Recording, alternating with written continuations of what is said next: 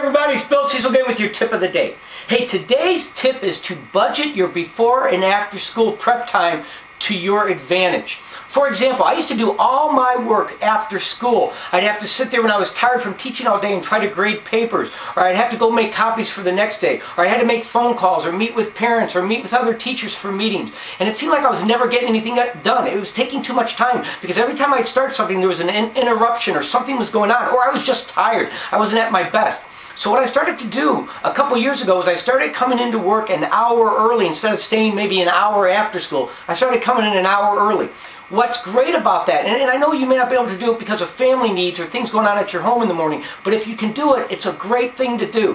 What I try to do is I go in an hour early because there's no lines for any of the copy machines. I'm the only one there for the first half hour for sure. So I go in, I get first run of the copy machines. I can get things done without any interruptions. There's nobody calling me early in the morning at that time. There's nobody popping in my room to ask me a question or to say, hey, you got a minute? Can we talk for a second? And it turns into 5 minutes or 10 minutes. It's pure my time to get things done. And I have the energy. I usually come in, I set my room up, make sure the board's the way I want it. I have the room looking nice. Then what I'll do is I'll work on my lesson plans, double check those to make sure they're set for the day, make copies for that day if I haven't already done so, or even make them for the next day or even the next week. Because like I said, there's nobody in line, so I've got plenty of time to do all those things.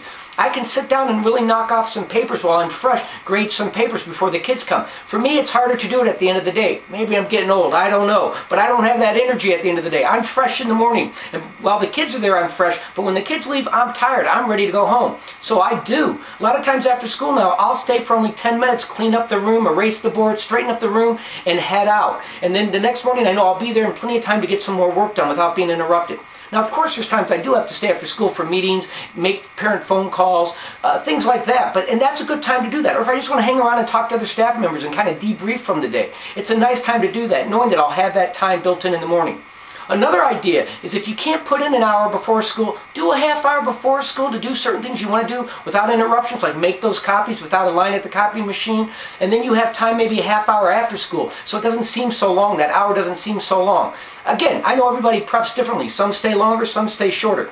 But I'm telling you, if you use your time to your advantage, especially before school, it's amazing how much more you can get done. I used to go in on the weekends every once in a while and be amazed at how much I'd get done because there was nobody else there to get in my way of getting my work done.